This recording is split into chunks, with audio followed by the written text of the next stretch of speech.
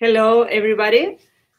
This is Rocío Martinavarro from Mayúscula, and I'm happy to be here and introduce the first Across Borders dialogue of the 2020 edition. We're here with Liron Lavi Turkenich and from Israel and Jane Bowyer from Manchester to talk about the collaboration they have done for Across Borders. Across Borders is an initiative by Mayuscula that connects designers from all over the world to create collaboratively, to create work collaboratively, and to celebrate diversity and cultural identity. So we're going to talk to them, and they can explain a little bit what they do and how this collaboration was. Liron, can you tell us a little bit about like where you're from and where you lived and a little bit what you do? Yes, of course.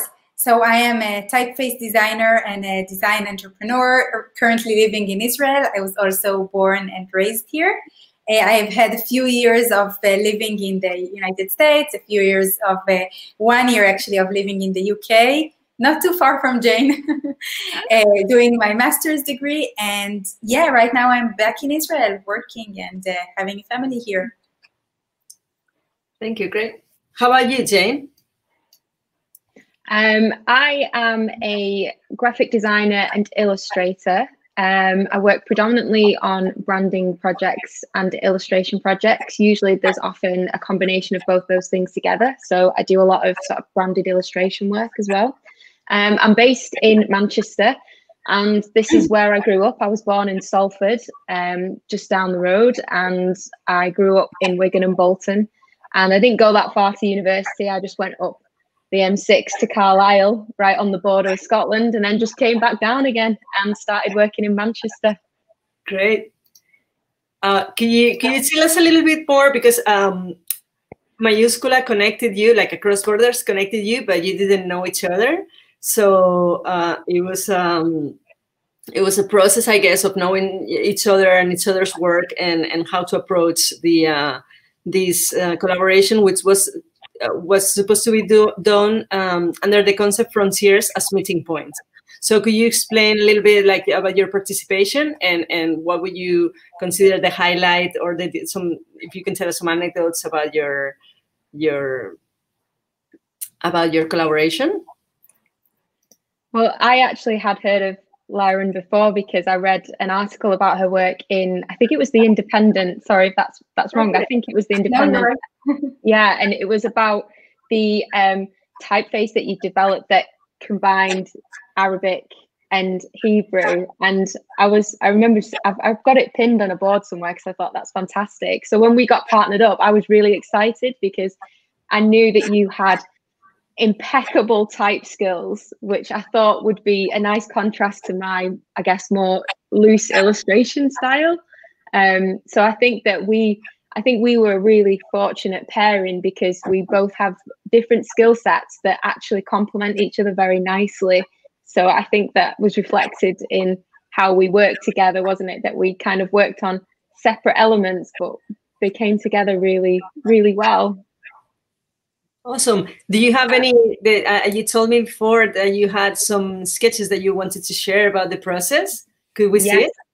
Yeah. Fantastic. Let me just share this with you. So whenever I start working on anything, I still tend to do everything by hand. So it's very scruffy. I actually use Procreate to sketching now as opposed to a sketchpad. Sometimes I still use a sketchpad. But we had discussed what borders meant to us. We had quite a nice conversation about our experience in lockdown and I guess feeling unable to travel and do things that we would usually do throughout the year. And we wrote down a list of words and we settled on the word connection. And we quite like the idea of, I guess one way of looking at borders is the borders that we have between countries are man-made and we've constructed them. But when you look at nature, nature doesn't have borders, or the borders that are there, say for example the border between land and sea, they're forever changing, they're not permanent. So we quite like the idea of doing something with the word connection and bringing elements of nature into it as well. So that's what these sketches are, just my initial sort of thoughts on how to illustrate that word and that connection between people and nature. So you can kind of see my scribblings here. And then it started to, I sort of settled on something here where you can see that rectangle is where I was thinking that the type could go. And then started to move on to screen. So these are just some screenshots from an Illustrator file. So you can see I usually just start off creating all sorts of random shapes and then just seeing how they piece together. It's almost like a design jigsaw puzzle. And then you start to refine that process down. You start to strip back, you get down to a more simplified strip back color palette, and you start to work in the type and bring everything together until you get to sort of this stage, which is where you're literally just kind of jigging things around a little bit more until you eventually settle on your final piece. And this was the final piece that we did. So it was the word connection, which I'm sure Liron can talk more about, but the mixture of natural elements and also the human element as well with the eyes. Let me just stop sharing that. That's very interesting. In fact, some other participants also focus on nature as one of the pure element that doesn't answer to this border and limited reality. So it's very nice. It's the first time I saw this, so very interesting. And so, Liron, would you like to tell us a little bit about your collaboration? Yes, sure. So first of all, I knew about Jane's work, and I was really excited to be working with her and be working with an illustrator, because this is definitely not my strength. And I always thought about my work being how much illustration can complement the work and can add so much more. So this is like a dream project for me. So I was very fortunate for this match, and also for the conversations we had. I think that because of this specific time of COVID going on, we did have a lot of discussions about borders, either personal or political or geographical, and we could see a lot of similarities between us and between our countries. And I think that it was such a nice balance between feeling restraint and, the borders right now, we're not allowed to fly, we're not allowed to do many things that we used to. Yeah. And on the other hand, we are crossing borders, in this collaboration on its own. We're chatting, we're getting to know someone else, and we're getting to co-design something together. And this is, for a typeface designer, usually I design things on my own, and this is such a privilege to be working, hand in hand alongside someone who is so talented. And I can share my screen and show you the word of connection. And this is so the word that we decided on, meaning connection, is a word that is that we've decided that we'll do in the Arabrit way, which is half, the top part is Arabic and the bottom part is Hebrew. And it's legible both in Hebrew and in Arabic. And to people who can't read either of them, it still has the qualities of a form that is completely hybrid. So it's very, very hard to say this part is only Arabic, this part is only Hebrew, especially in these parts that are kind of the joining spots. So I think that, and Jane, correct me if I'm wrong, that for you this was more of a maybe an exercise in appreciating the different forms and seeing how language, even if it's not completely clear, it still conveys some sort of message. And this is how it looks on Glyph's file. So you can see how tiny and how everything is, around the dots and handles and really small changes that are done, and throughout a lot of trial and error and lots of sketches, this is the final outcome that I'm sharing. It's fantastic. Thank you so much. This new language, it's not a language, but like this new typography, I think it's so nice. Huh? Thank you. So what are the, Liron, what are the the challenges that you find in when you're working in cross-cultural environments. Do you see like benefits and also disadvantages? Personally, I have to say that I see mainly advantages and positive things. I would love to come up with challenges, but I honestly think that this is sometimes I think the challenge comes from being all of the time in the same, very close to you, literally, and very easy to you and convenient. And this crossing of borders and cultures, and also, as I said, co-working on something together, just brings new light to things that I would never have thought of, or approaches that I never thought of are actually coming up in this project. So it's quite hard for me to even think of a challenge right now. Oh, cool. That's great. How about you, Jane? Yeah, I think I know what you mean with that it's difficult to think of any cons that are related to it. Because I think in my experience, I work a lot with people locally, and I work with clients across the UK and internationally as well. And I think when you kind of move out of your bubble or circle, you just get such a different perspective on the world, and you can learn, you can take a lot from it. And I definitely feel that from this collaboration, even if it's just something as simple as trying to negotiate different time zones, which can be fun. And then, but then also hearing about someone else, what life is like for someone else somewhere else in the world, and it just gives you a different perspective on them and also on your own work as well and your own practice. Great, thank you. And proceeds of the sales of Across Borders posters will go to fund dignity kits, which are there's some kits that we put together with basic toiletry, like feminine hygiene products for that we're donating to Syrian refugee women and girls in the Bekaa Valley in Lebanon. They're in five settlements, refugee settlements, and they're all from Syria. And have you ever heard of the Dignity Kits? And what do you think of the idea of doing this collaboratively for refugees?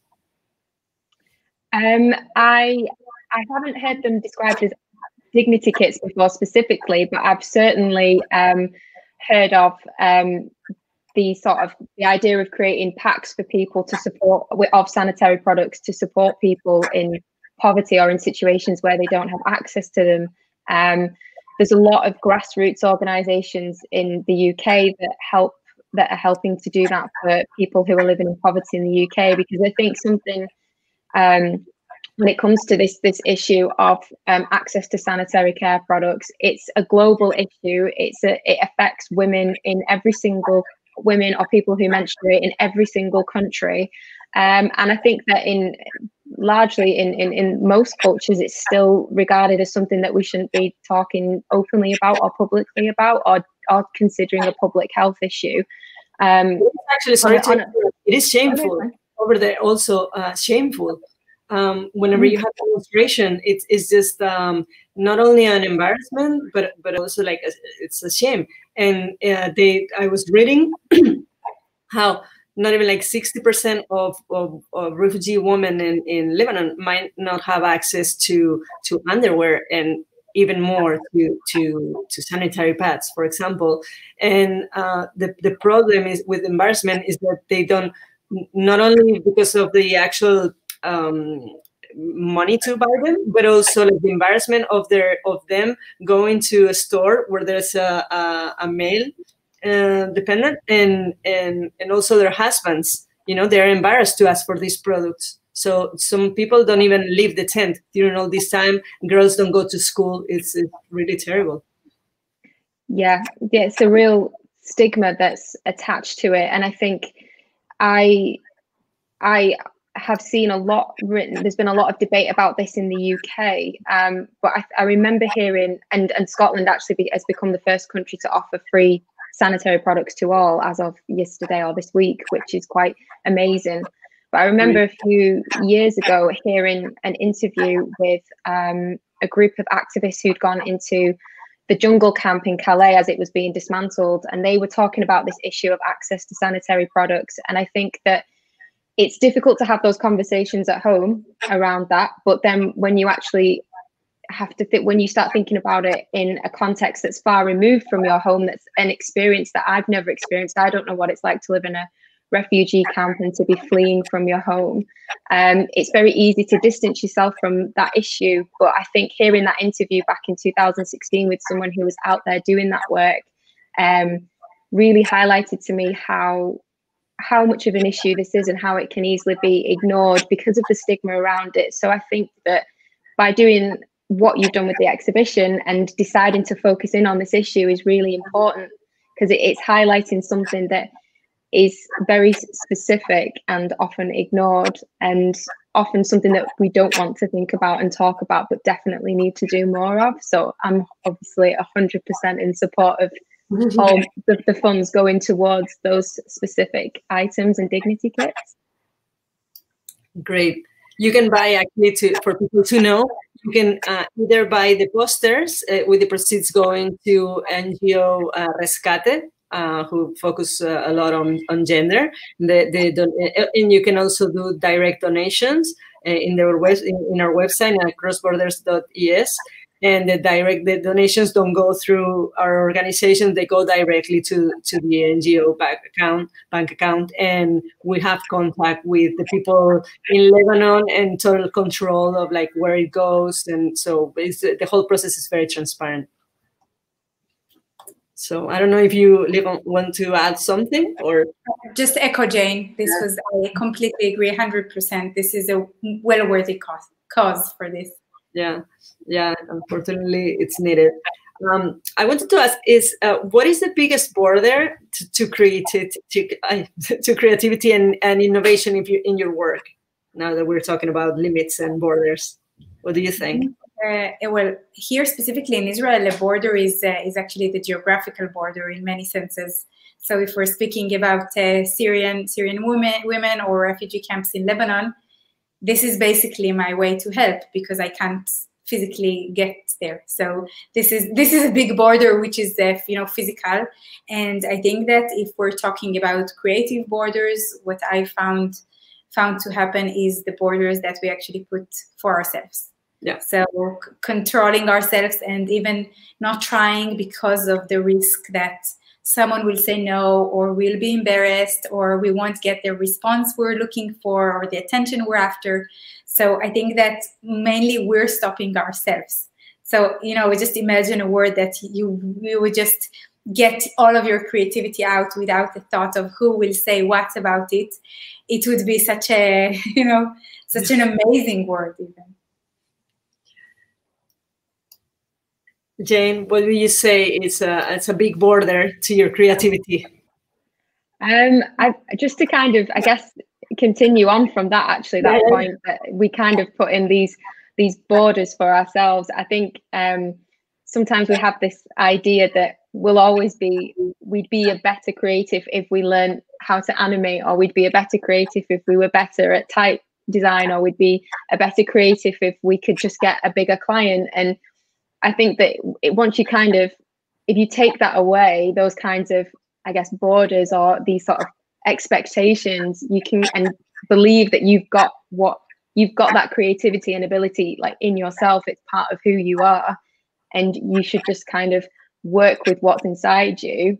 I guess, as cheesy as that sounds, I think that's quite liberating and freeing, because you then suddenly realize you don't need to necessarily learn to animate in order to be a better creative. Maybe you've got something in you that you can already be making the most of. And I think that that's been something that's quite interesting during this particular pandemic, when people haven't maybe been able to access things in the same way that they have before, that maybe we've had to be a bit more resourceful with what we've got at our immediate disposal in and around us, and try to be creative with that.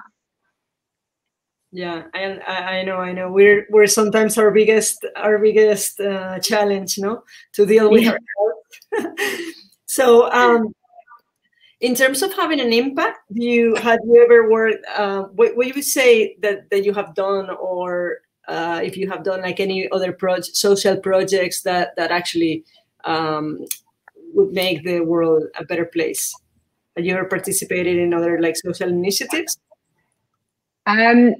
I actually run another project on the side that I've run for the last 4 years called Women in Print, which was actually born out of my activism against the Sun newspaper. So just to explain that to anyone who's not from the UK, the Sun newspaper, which is one of the most widely read newspapers in the whole world, is and is owned by Rupert Murdoch, is it had a page 3 that always contained a picture of a topless woman. And back in 2012, there was a huge grassroots campaign in the UK to remove that and fight for better representation of women in the media.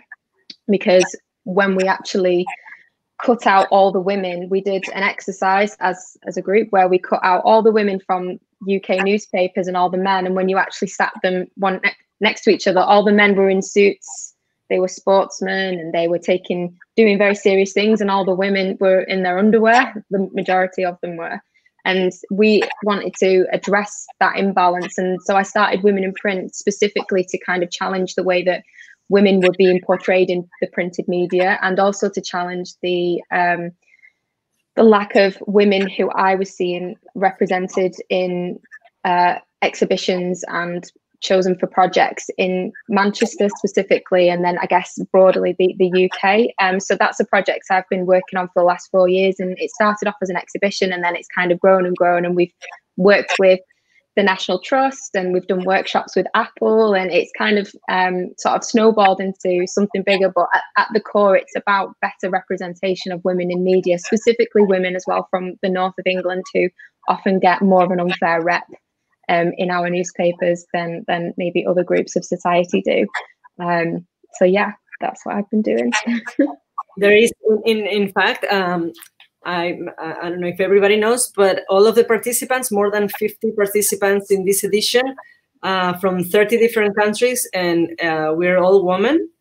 I would have never thought that I would do something like this that focus on only women. And some people ask me, it's like, why do you even focus? You know, if you want like equality, why you? And this is it's because it is amazing the difference. Like once you start talking and think, I was never even thinking about it because I myself just consider myself a person. I don't have to think whether I'm a woman or a man, no?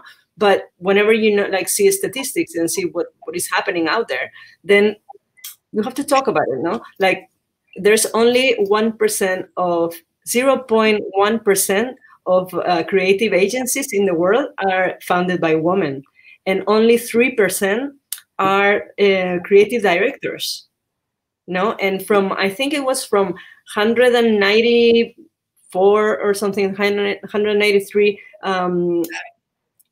governors in like political in the whole world. There were only 10 that were women. Yeah, it's very strange, no? It is, yeah. You can sometimes think that I think some people will put forward that we've gone past it now and we don't need to continue to fight for it. But I think that even if you yourself have had success in your career, you have a responsibility to help those further, those who are still to come through or who are still struggling to get representation. You have a responsibility. And when, like you said, you look at those kinds of stats, I was reading this morning an article from a UN survey has revealed how much COVID is going to set women back in terms of equality. They think it's going to set women back 25 years in their careers, in their health. And I think that's something that's important. That's something that we should be discussing. Thank you. Liron, what do you think about this? Well, first of all, I do a few local things here in Israel, and sometimes even relating to this Arabrit, many times focusing on women, because I think that women can speak in a certain level. There is some commonalities between countries, and again, without borders about it. Two girls, no? Sorry? Yes, I have 2 girls. And also what I am very happy and proud of is a mentorship program that we started in the Alphabets community. It's a global community of typeface designers, women, and people who identify themselves as women. And we run a mentorship program. And it started a few years ago because we felt there is a lack of female or women-oriented mentorship. So right now we offer women to women or women to men mentorship or men to women, but we don't offer the men to men mentorship because we feel that there is plenty of that naturally going on in the industry. So we're putting an emphasis on these either combined gender or just women to women mentorship. So I'm running this program alongside a team of amazing women, and this really means a lot because we feel that it changes and urges people to push their career further and to improve, and sometimes even get type education or consultation in places that they wouldn't be able to afford it otherwise. So we have amazing mentors who are donating their time for this and actually giving opportunities to people who are interested in type and want to just grow as designers. That's great. And what would you say you're like most proud of in your career? Ooh, most proud of in my career. Well, personally, I'm most proud of my girls, obviously, because this is. But my career, big life project. Yeah, it is. I think it's my best design so far. So that's for sure. But I think that in terms of career, I would never have imagined where Aravrit would take me, and the different branches that this project, started from being a certain writing system or typeface and led me to so many places around the world and for so many people to be inspired by it. So I would never have guessed it 8 years ago, really. Nice. And Jane, how about you? I think I wouldn't necessarily put it, it's not a specific project. I think for me, it's a moment. I think it's the moment when I chose to stop working in agencies and to start working for myself, because I was becoming quite frustrated at trying to sort of fit myself into a structure that had never been designed for me to necessarily succeed in or climb to the top in. And I decided to just forget all that and try and carve out my own career. And I feel quite proud now that I've been able to work for myself for the last 5 years and do more work that's more aligned with my beliefs and my values. So working a lot with organizations supporting women and charities and arts and cultural organizations, and being able to have that autonomy over who I work with. I think that's something that I'm proud that I've been able to create that for myself. Nice. And what are other like projects or future plans that or future goals that you have settled for yourself? Or can you tell us a little bit about like any projects that you're doing or? Well, actually, before the pandemic hit, I had just taken on, I just started a new project called These Friends of Mine with a few of my design buddies, where we were trying to create I guess a studio space, a studio collective, where people come and work with other creatives. And I guess it's for people who work by themselves like me. It's trying to create a community for those lone wolves to come and work together and feel supported by other creatives. But sadly, due to the pandemic, we had to give up that space. But that is something that we are going to pick up again, hopefully next summer, when that seems to be when everyone's hoping that we can start to get back to some kind of normal life. So I think focusing more on what I can give back to the design community now, rather than thinking about what I can take from it, is my kind of goal moving forward. Nice. What about you, Liron? What are I know you're always involved in any type, like all type of projects, and you're a super busy woman. What do you have in your hands? I continue everything I do, all the design work and typefaces for customers and so on. But I'm also working towards, because I do have a lot of multiple projects going on at once. I kind of developed certain systems to be on top of everything and to organize my time and so on. So I'm starting a new initiative that's called Visual Productivity. that are it's productivity methods for visual people like all of us. Yes. And I guess for people who are watching, so rather than something extremely technical, going toward more of visual systems to kind of handle and make the best out of our time and be able to work on multiple things, because creative mind is not linear in any form or shape. So this is something I'm very passionate about. Cool, thank you. We all need something like that in our super hectic lives. And to finish up, unless you have like some questions for each other, I would like to ask, like, what do you think the brands of the future need to have in order to succeed, or to embrace, like to engage with the people, their audiences? What do you think would be a must in the next few years? I think brands and people and everyone, we need to be looking outwards a lot more. I know it's more comfortable and more convenient to be looking at our own surrounding, and especially now when the pandemic kind of makes us, look towards and look within more. But I think that we should embrace the time, that we can be now from 3 different time zones and just chat like we're normal co-workers. Basically, we could have been sitting next to each other right now. The communication is so smooth. So I think looking outwards and trying to find strings of connections from, everywhere in the world, actually. This is definitely where we should be heading and what the future should hold for all of us. It's actually 12, 11, and 1, no? Or 12, 1, and 2. How about you, Jane? What do you think? The brands of the future?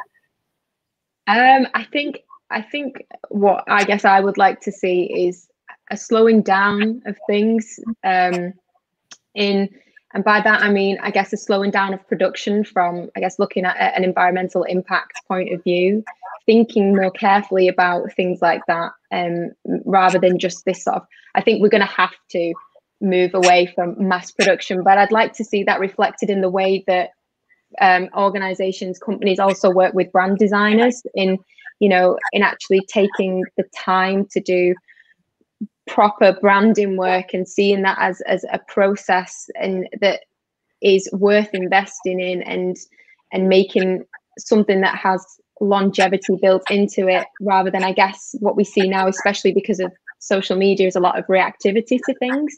I think I'd just like to see a little bit more of slowing down and more of a considered approach from brands. I agree. So I don't know if you have any questions to each other that you haven't answered during your collaboration, or I think we had a very nice chat. We definitely continue the conversation between us, because this is what we should do. It's actually fun. Like, we created, I didn't know you before, and the frontiers as meeting point has worked well. I hope we can continue to embrace this new relationship, and I hope that this connection between you also brings you to do many, perhaps some other things in the future.